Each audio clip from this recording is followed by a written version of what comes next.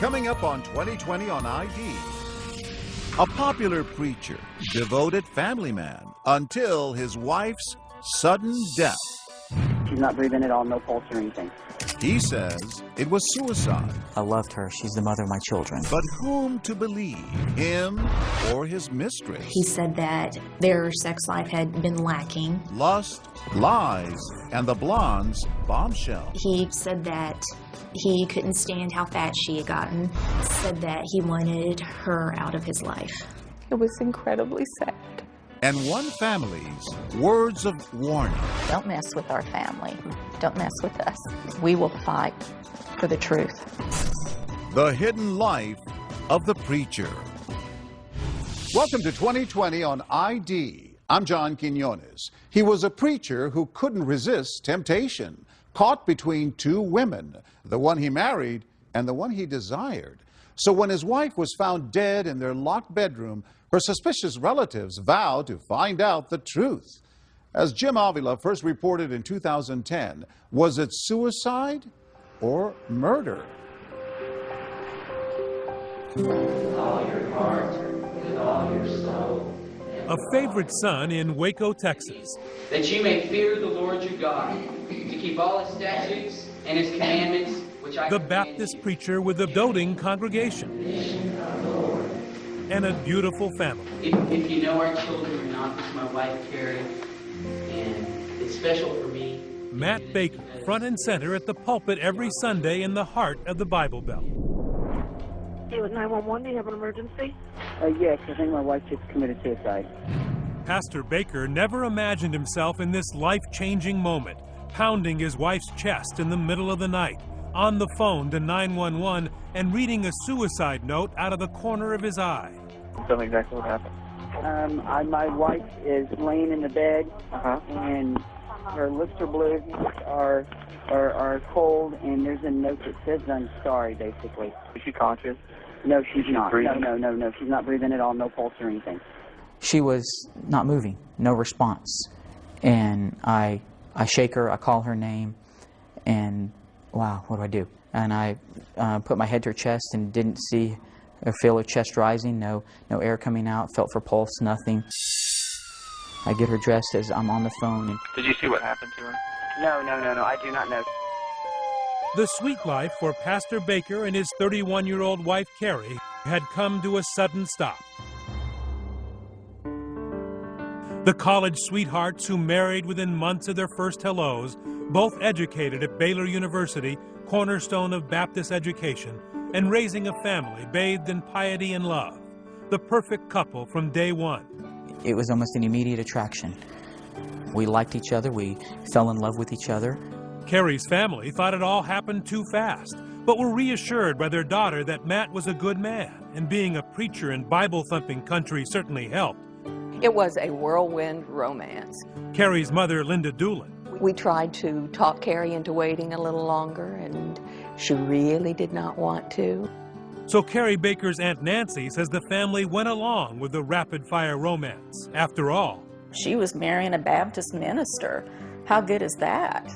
Matt and Carrie's life together looked so promising until, without warning, on that spring night, the preacher's wife brought it all to an abrupt end, snuffing out the storybook romance, say authorities, with a couple of wine coolers and a bottle of sleeping pills. Oh, she's got foam or something coming out of her nose. Okay, someone's at the front door. I gotta go. Those moments stay in your mind. You can't get them out. A loving husband with big blue eyes and a prominent position.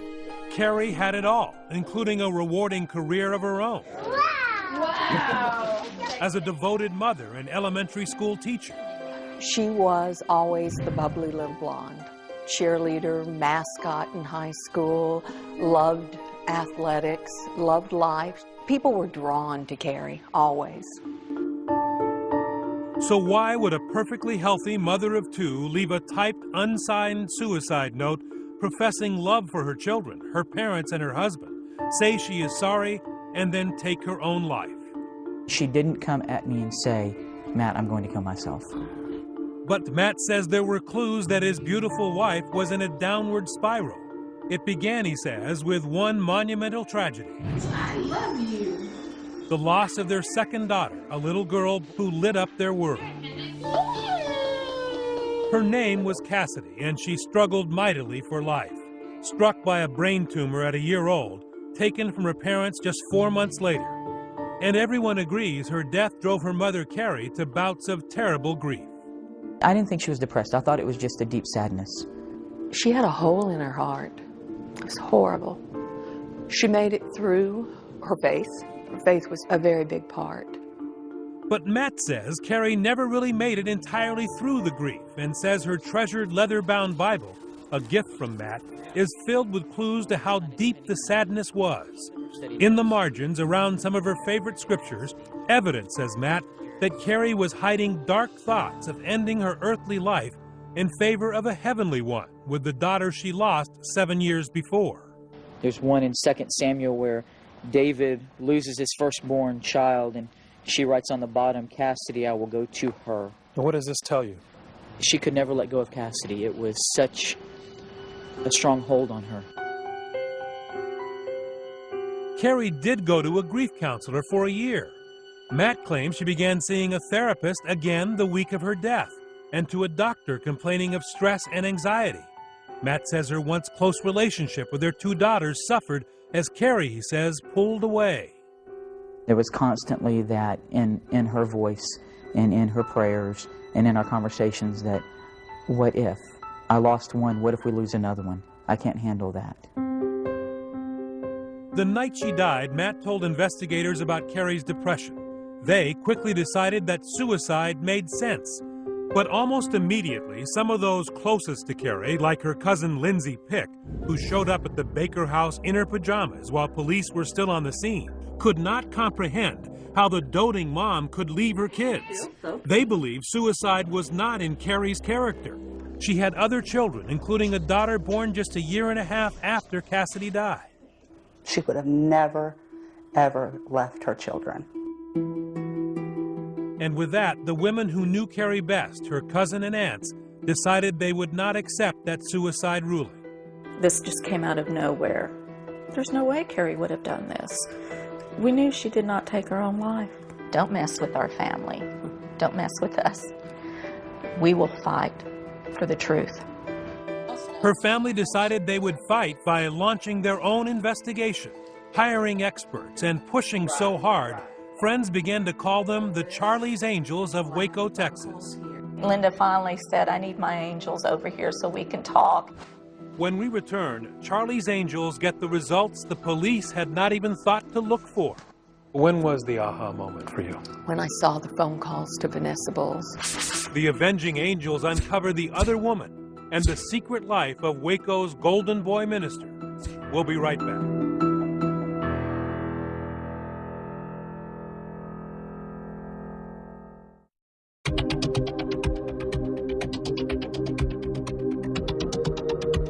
Matt Baker has lost his wife to a sudden, surprising suicide, but he seems to be recovering quite well. Once again, here's Jim Avila. These photos were taken just 2 weeks after Carrie Baker was buried.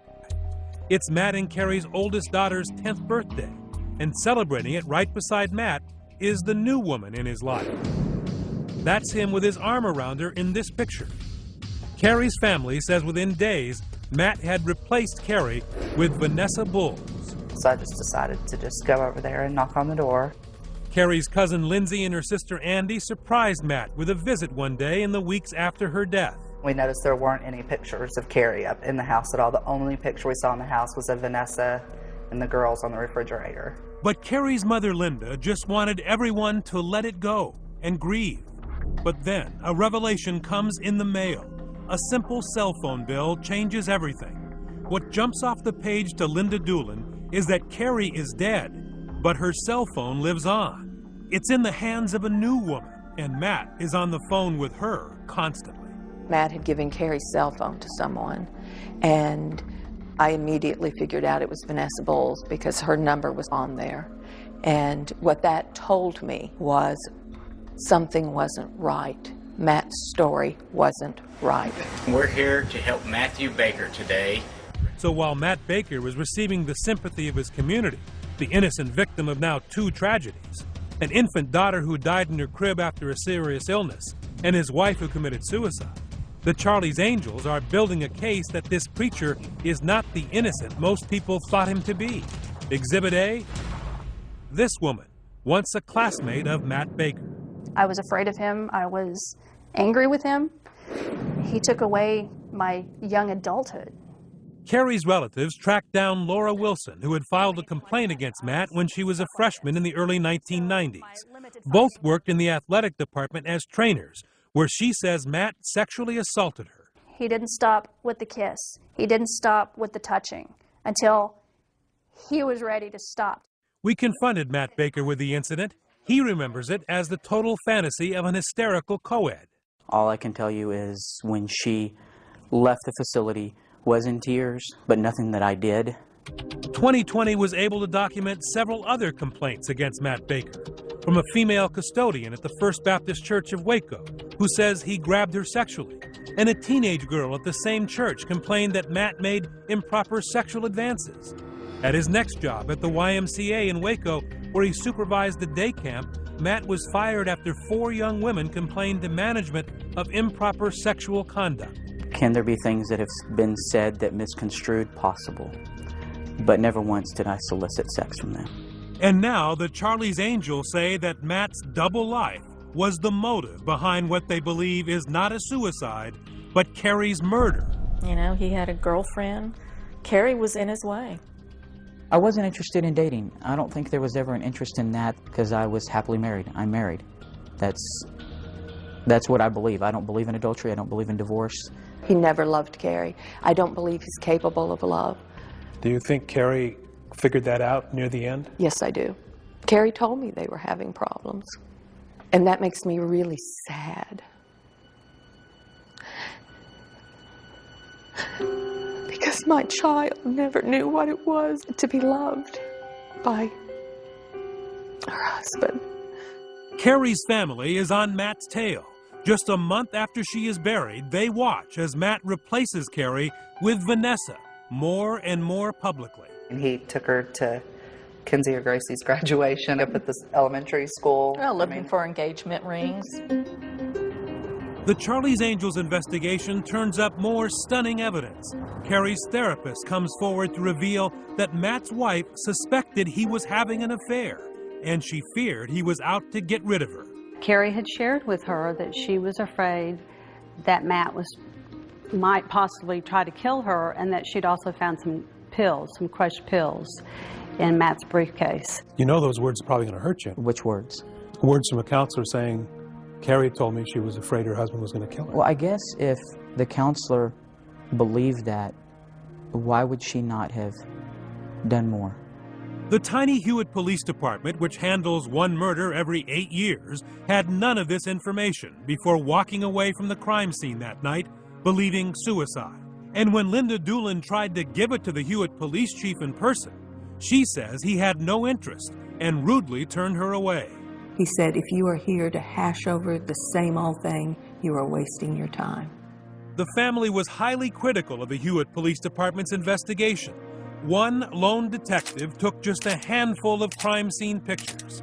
CSI techs were not called to the scene. Virtually no evidence was collected. No blood was taken from Carrie to see if and how many drugs were in her system. The justice of the peace, who didn't even bother to get out of bed, made the suicide ruling over the phone without an autopsy. So Charlie's Angels hired their own investigators, who find more critical evidence on Matt's computers.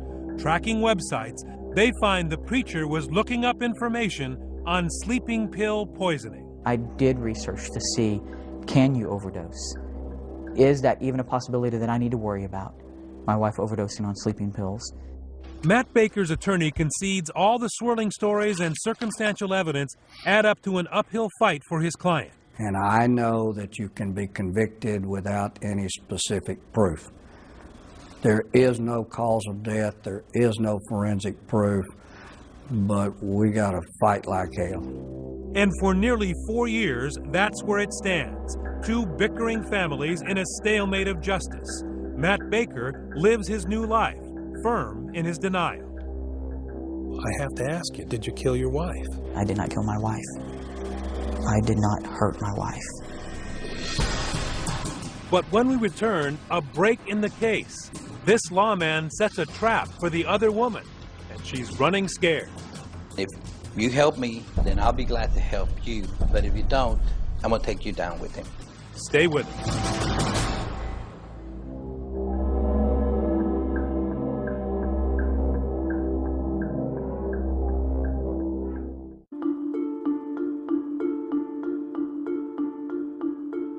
It's almost 2 years since Carrie Baker disappeared from this idyllic picture. A healthy 31-year-old woman with two adorable girls. Her death ruled a surprising suicide. Carrie's husband, Matt, a Baptist pastor, under suspicion by her family, which launches its own investigation, while Matt remains the innocent, free dad, caring for Kenzie and Grace at his parents' home 4 hours from Waco. It's okay, put the L beside it. Under constant scrutiny by his in-laws, who tell everyone, including Texas Monthly Magazine, that he murdered his wife. She was my best friend. Matt goes on the very public defensive, scheduling a series of interviews to counter the charges from Carrie's family. His first national exposure is on 2020. Could you do this? There's no way I could ever hurt my wife. I loved her. She's the mother of my children. And like every marriage, you have your ups and your downs. You have your good days and your bad days. But I loved her, and I miss her, and I did not hurt my wife. Matt had lost his preacher's job. He and the girls supported themselves out of the generosity of his parents and their church, which held fundraisers. His attorney, Guy James Gray, even donated his otherwise very expensive services. I thought it was kind of a witch hunt, really. A mother of lost a child, and she was on a campaign for justice. I talked to Matt Baker's attorney today. He told me his client did not murder his wife. And the defense strategy of going public appeared to be working. There was no indictment. Carrie's family kept at it, but in meeting after meeting with police and prosecutors, they were told, even with the cell phone records and the new woman in Matt's life, even with the computer searches about Ambien poisoning, they were not going to prosecute a preacher with a clean record unless they had a slam-dunk case. Assistant District Attorney Crawford Long handled those meetings. That must be a difficult conversation for a prosecutor to have, right? Oh, surely it is. You never like to tell a family member that you're going to have to wait. Carrie's family did make some progress. They asked for and got a coroner's inquest, exhuming her body, conducting the autopsy and toxicology tests not performed in the days immediately after her death. But because Carrie's body had been embalmed, the tests were inconclusive. But there was one big success. The inquest changed the cause of death from suicide to undetermined. Carrie Lynn Baker's manner and cause of death shall be recorded as undetermined. A small victory that encouraged Carrie's parents to file a wrongful death suit in civil court against Matt Baker. And he was put under oath in this taped deposition by their attorneys. What did you observe when you first opened that door? My wife naked laying on the bed. Carrie's family hoped suing him would unlock hidden evidence and prompt a criminal indictment. But still, it did not come. And Matt Baker continued life as a free man 3 years after Carrie's death. I think a lot of people thought that, the case was sitting on a shelf somewhere. We were actively doing things like the DNA, the fingerprinting, talking to the pathologist, doing everything we could. Still, not enough. Nothing worked. Until finally, we turned to Vanessa Bowles, the alleged girlfriend, and we have an investigator who's been very talented in getting people to confess to things. Abden Rodriguez. I picked up a lot of red flags during the interview from she not telling me the truth. Abden Rodriguez is a cop's cop, not flashy, sort of an Hispanic Columbo. Looks like he was never born to wear a suit. But he has a way of earning confidence of those for whom he is working. Abden Rodriguez always knew she knew everything. He always did. And more importantly, he often strikes fear into those whom he is investigating, not with threats, but by knowing the facts.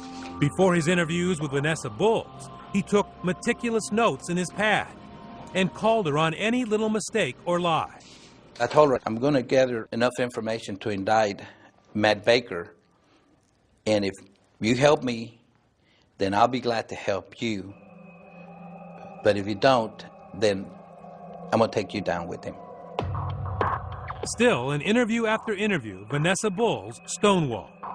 She never admitted to an affair? She never admitted to affairs. She never admitted to having any knowledge of the murder.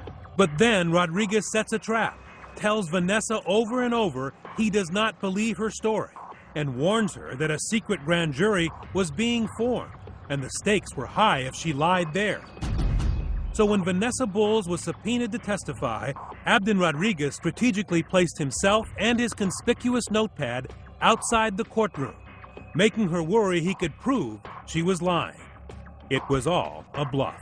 She didn't know what information I had. She was afraid she was going to get arrested. Prosecutor Susan Schaefer was in the grand jury room with her partner Crawford Long. Neither knew what to expect until Vanessa gave Susan a small sign as she strode to the witness stand. As she walked in the door, she looked at me and touched my arm and said, "I'm ready."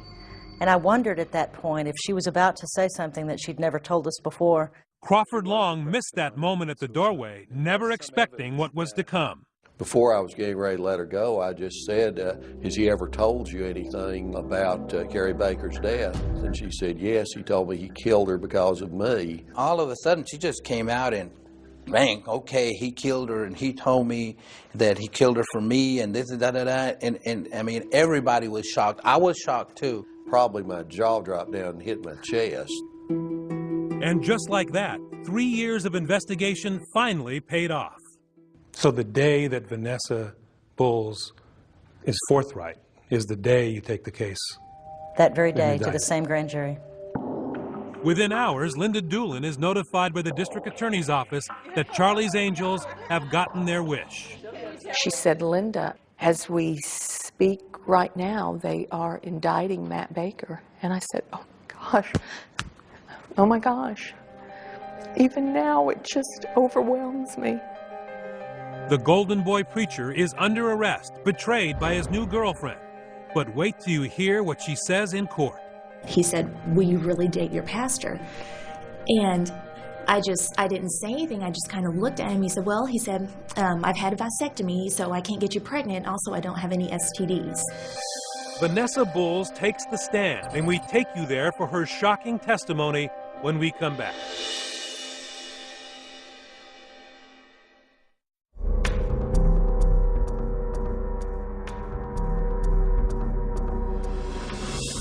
And we have breaking news for you now concerning that case of a former preacher accused of murdering his... March 25th, 2009. Almost a full 3 years after Carrie Baker was found nearly naked and thoroughly dead in the master bedroom suite of her Waco, Texas home. Her husband, Matt, is finally under arrest and charged with her murder. Matt's accused of drugging and suffocating her and then making her death appear to be a suicide. Waco's preacher was now in the eyes of police and prosecutors the murdering minister, briefly put behind bars but released on bond to help prepare for the trial of his life. All because the woman he may have killed for, the woman who protected him and lied to police for him time after time, had flipped and was now the star witness for the prosecution. There's an old saying, if you're going to prosecute the devil, you may have to go to hell for your witnesses. Do you solemnly swear the testimony you give in this matter to be the truth, the whole truth, and nothing but the truth, so help you God? I do. She dressed plainly for court, not the devil with the blue dress on as she takes the stand. But she is seething, aware that her story may not only convict her former lover, it will surely make her look very bad as well. I could possibly lose my job because of this. Ever since he got released from jail, I sleep with a crystal nail file next to my bed. Yes, I am scared of him, but I'm saying things right now. Vanessa Bowles, a 24-year-old striking blonde single mom, 7 years younger and importantly enough to Matt Baker, she says, perhaps 80 pounds lighter than his wife. He referred to her as a fat bitch, said that he couldn't stand how fat she had gotten, said that he wanted her out of his life. Vanessa and Matt started their affair about 2 months before Carrie died.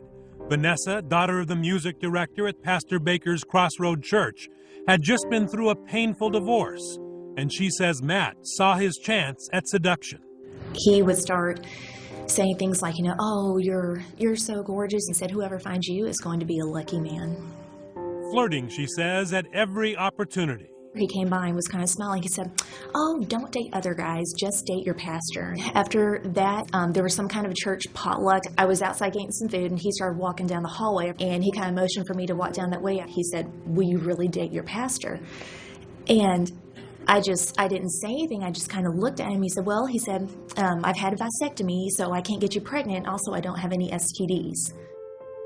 The hook was set for the pastor with a roving eye, and he pulled her in with a smooth combination of sympathy and compatibility, constantly bringing up the death of his daughter Cassidy and complaining that since then, the love had gone out of his marriage. He said that their sex life had been lacking, that he no longer felt love from her anymore. Then, one Friday in March, Matt's day off with Carrie at work, Vanessa says he convinced her to come to the house for some in-person counseling. He asked if he could hold my hands to pray, and he did.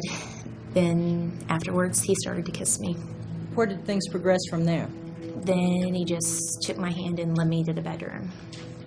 They had sex in the marital bed, the same place Carrie would die just a month later. That was the point in my life I wasn't thinking straight. So are you trying to make excuses now for the decisions that you made then? Absolutely not. I own everything. Vanessa does say she could not believe she had become the other woman and felt terrible. But she says Matt Baker, her preacher, was right there to console her with these telling words. He started saying, it's okay, don't feel bad, just ask God to forgive you, it's okay. And he said, in reality, he said, I don't think God believes that anyone can just be with one person the rest of their lives. And very quickly, says Matt's new paramour, he began openly plotting Carrie's death, planning, she says, to hide behind her alleged depression and fake a suicide attempt.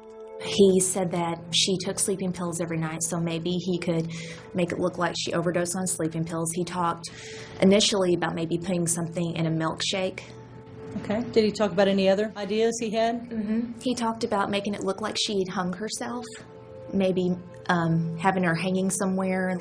He talked about tampering with the brakes of her car.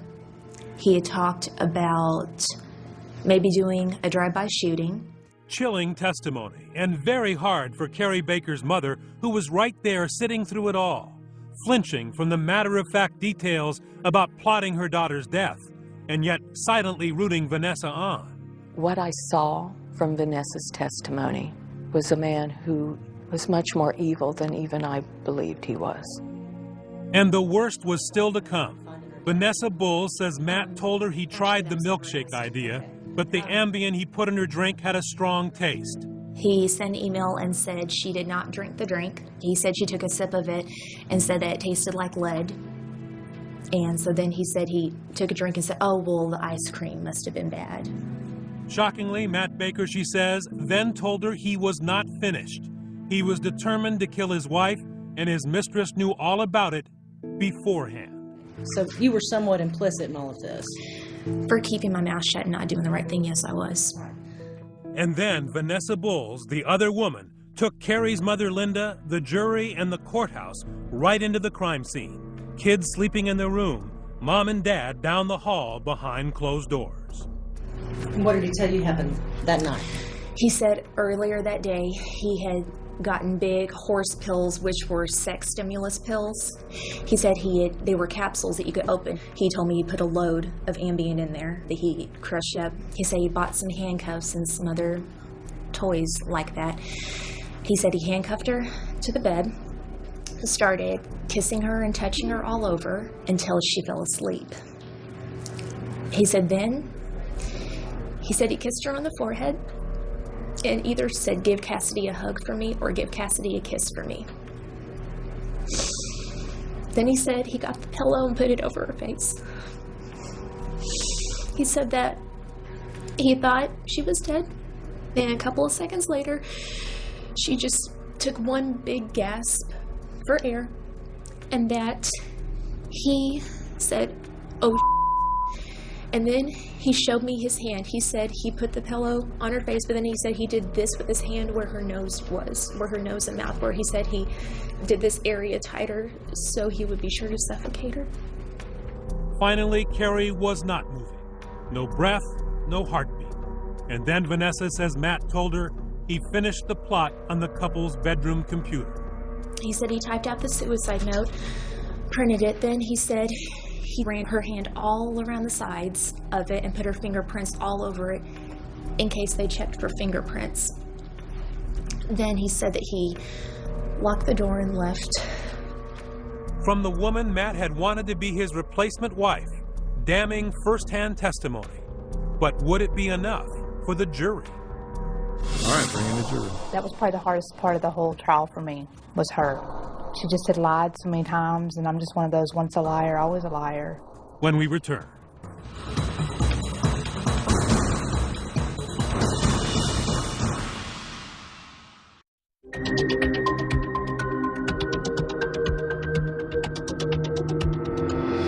Matt Baker is on trial for the murder of his wife, Carrie. The other woman in his life has already testified he plotted her death. But will it be enough to convict him? Once again, here's Jim Avila.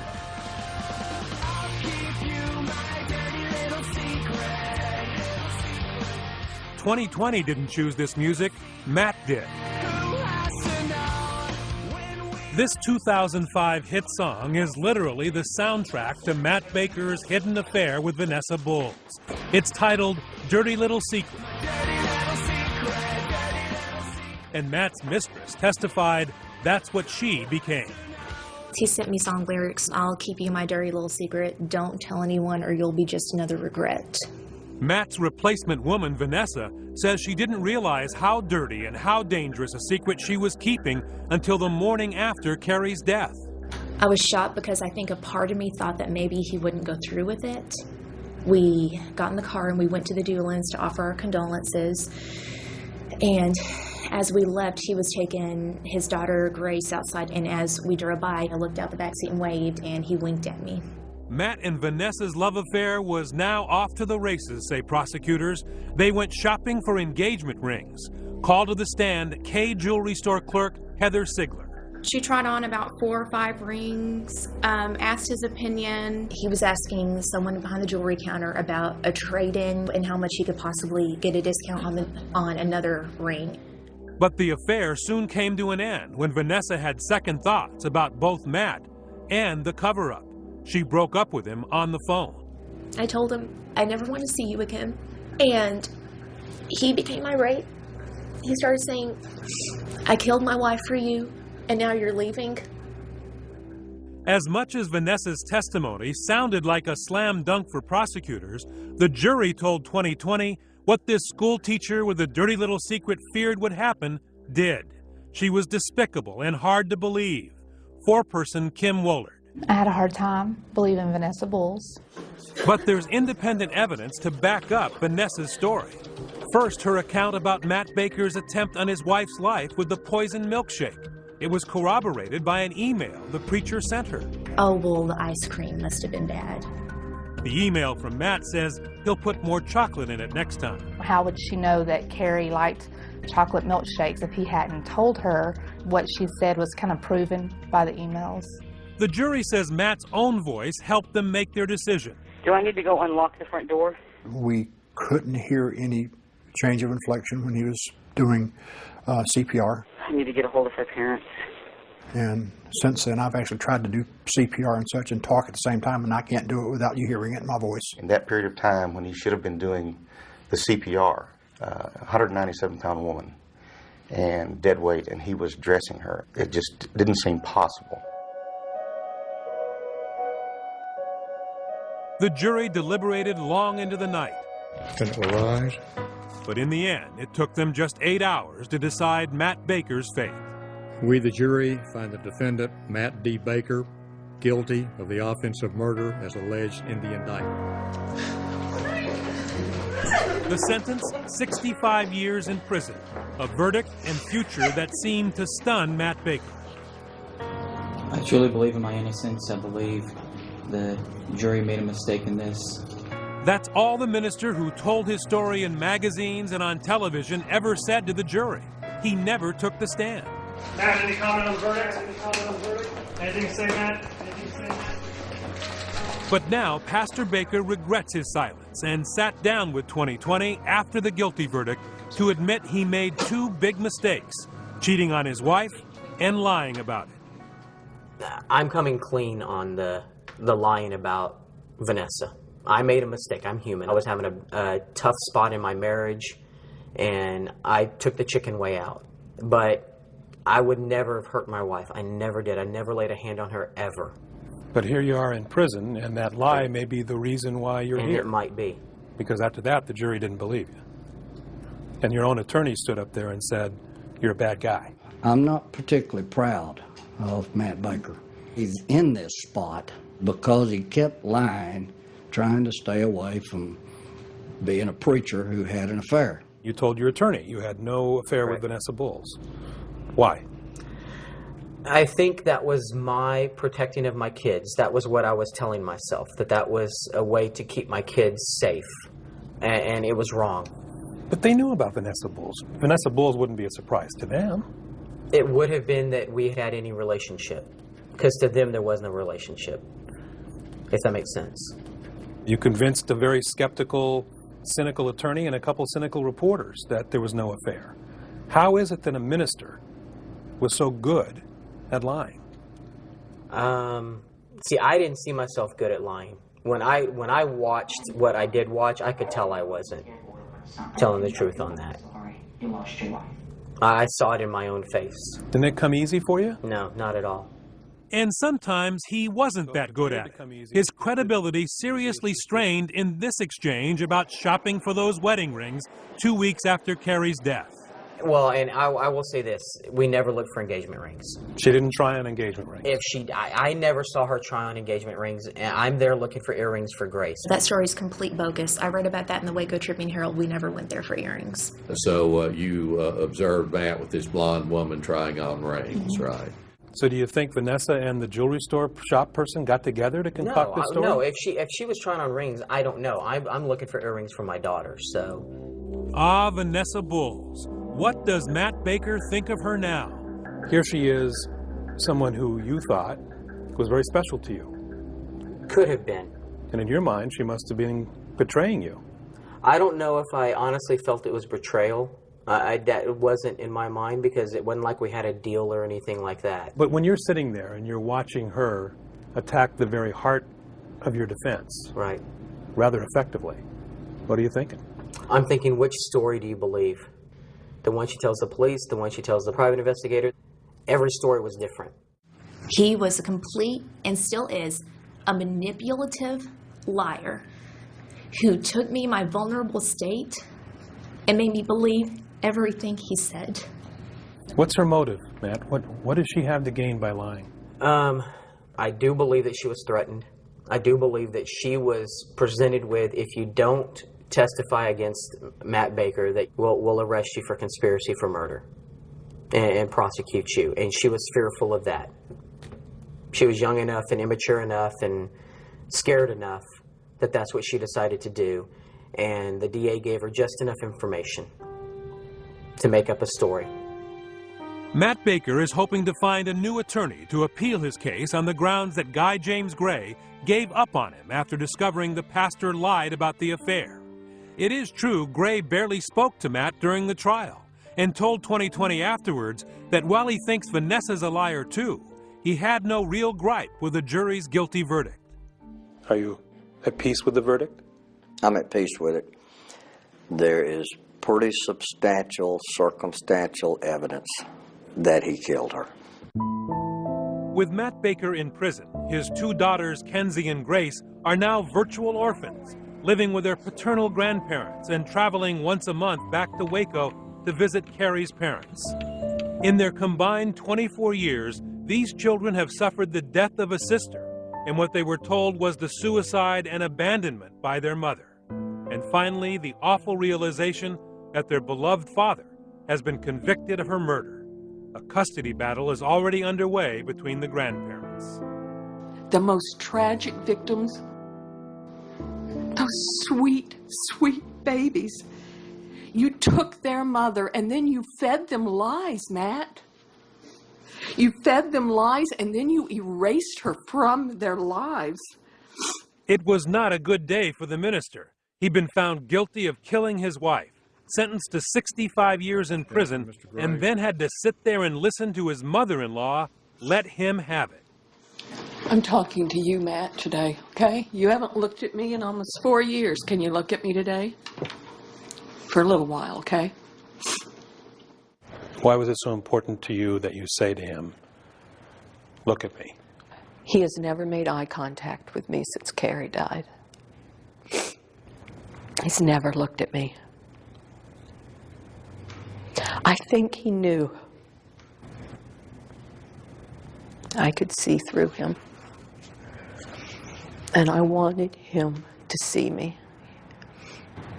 And when I did, I don't know why, but I felt pity for him. I saw fear.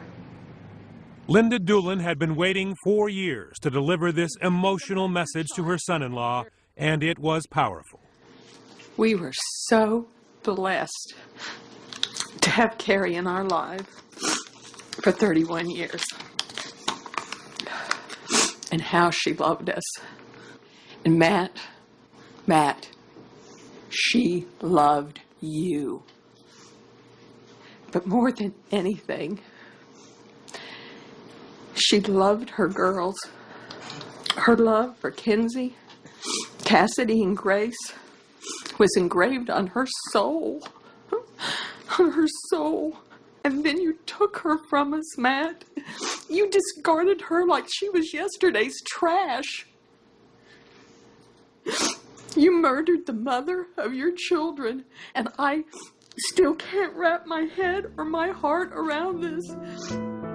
And with that, the mother of the murdered Carrie Baker, the bubbly cheerleader who loved children so much, she not only raised her own, she taught others at the local schoolhouse, promised her daughter she would raise Kenzie and Grace not in hate, but in love.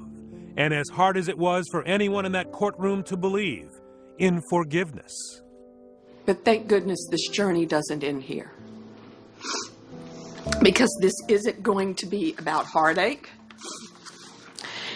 You see, Matt, you were never going to win this one. What you did was horrific. However, in order to heal, in order to point the way for our own granddaughters, we forgive. Because that's the only way, Matt, that love makes the way.